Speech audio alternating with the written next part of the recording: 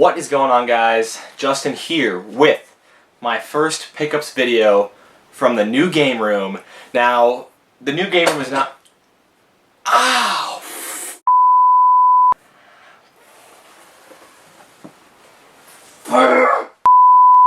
What is going on, guys? Justin here with my first pickups video from the new game room. Now, the new game room is not complete yet. But what you see behind me here is basically what I set up just to get some of my bins emptied and to get a nice temporary backdrop set up where I can film a few videos here until the room is fully complete. I've got 7 big matching bookshelves from IKEA that I ordered that I think are supposed to get delivered next week. But I've just got so much stuff to show and pick up videos that I couldn't quite wait, so this will be like temporary for a few videos, and then once the room is fully complete I will be doing a new room tour. So let's hop into this deal, a big N64 collection that I purchased from somebody, and it's a couple systems, about 60 to 70 cartridge games, and a couple boxed games, a few things for my collection, and some other quality stuff in here as well. So I'm going to start out by showing the systems here. Both systems were actually the ice blue N64 systems. They're in pretty good shape. This one here, it's got some wear on the reset button there. You know, someone tried to pry it up or something. And then also the little tab on the lid here. Feels like it's about to fall off, so I might see about replacing that. But other than that, they're in pretty good shape. Both of them came with the cords, 2 AV cords, 2 AC cords there. And then 1, 2, 3, and 4 ice blue controllers, which was sweet. Some of these are in better shape than others. Like this one here is obviously the one that he used probably as his primary controller. It's not terrible, but not great either. This one here is kind of in between, and then these two are have pretty much brand new joysticks. So that was awesome to get 4 ice blue controllers there. There's also some miscellaneous stuff in here, a third-party expansion pack, a couple memory cards as well. But let's move into the games here. As I mentioned, 60 to 70 games. All but 1 or 2 are actually just loose cartridge, but there is some quality stuff in here. So let's start going through these here. Starting out with Resident Evil 2, A Bug's Life, Earthworm Jim 3, Knockout Kings 2000, Bomberman Hero, Super Smash Brothers. We got Gex 64, Enter the Gecko, Tom Clancy's Rainbow Six, Turok 2, Seeds of Evil, Jet Force Gemini, Hot Wheels Turbo Racing. We got Mario Golf, WWF Attitude, Legend of Zelda Ocarina of Time. This one I couldn't quite get clean all the way. I spent like an hour or 2 already on these cartridges before the video, cleaning them up. I mean, a lot of these were just filthy. Like, you know, it was kind of like, it looked like a neglected collection. Like, you know, the guy spent a lot of time and money getting all these games and then just kind of threw them in storage for a few years before he sold them. But I'll have to see if I can get this one a little bit more clean. Ready to Rumble Boxing, Battle Tanks. We got Donkey Kong 64, WCW NWO World Tour, Mischief Makers, Paperboy. That one also came with the manual as well. Not many manuals in here, but that was one of them. Mayhem, was that WCW Mayhem? We got Extreme G, WCW Nitro, Rayman 2, The Great Escape, Monster Truck Madness 64, Mortal Kombat Trilogy, Armorines Project Swarm, Banjo-Kazooie, WWF No Mercy, Star Fox 64, Army Men Sarge's Heroes, a great cartridge, Mario Kart 64, 1080 Snowboarding, Vigilante 8. One of the cooler ones in here, one that I haven't had in a long time either, Gauntlet Legends. That one's actually in really nice shape.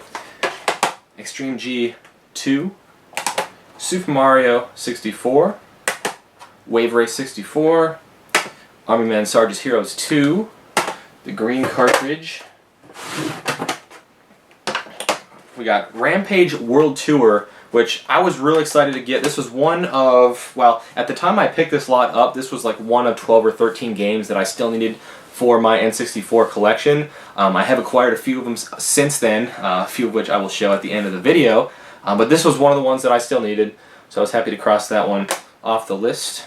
Duke Nukem 64, a very beat up BioFreaks, NASCAR 99, Mortal Kombat Mythologies, Sub-Zero, Ready to Rumble Boxing Round 2, NFL Blitz, NASCAR 2000, a couple more stacks here. We got Shadow Man, Tony Hawk's Pro Skater, NHL 99, here's Tony Hawk 2, Yoshi's Story, WCW NWO Revenge, Diddy Kong Racing,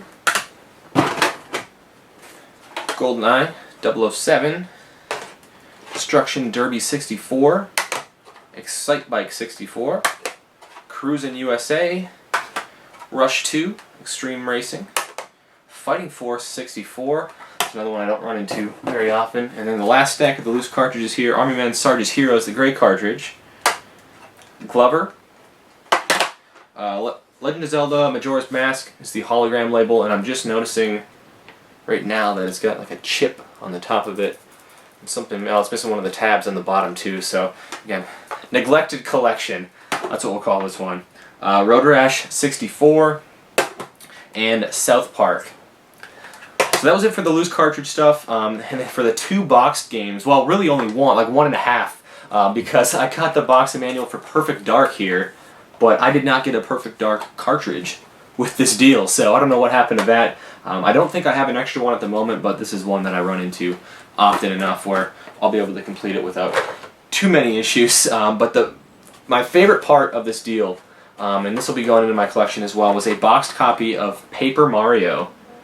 Now, it does not have the manual. I don't think I have a manual for this one, so I'll have to track one down. And the box is not in great shape. I mean, you can see it's having trouble staying closed on both sides, but I might be able to flatten it out and fix that. But the front of it looks good.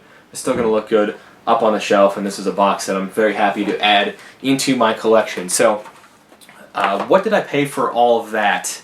Now, this was kind of a very roundabout deal, and so I'll explain that right now. Originally, the guy that was selling this messaged me like independently on Facebook and sent me the pictures of all this stuff and said, hey, you know, I know you look for video game stuff.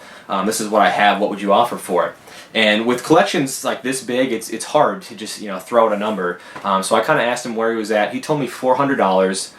Which wasn't, you know, out of the ballpark by any means. It was a little bit more than I was willing to pay, but not too much more. So I offered him $300, and I didn't hear back from him. So I was like, okay, well, whatever. The next day, though, I saw him actually, he posted this entire collection for sale in all of our local Facebook groups and whatnot for $500. So at that point, I was like, well, you know, if someone's willing to give him $500 for it, they can have it. But later that day, he messaged me and said, hey, you know, someone offered me $350 for it. You know, if you could do any better, you can have it. And so I told him, I was like, you know what?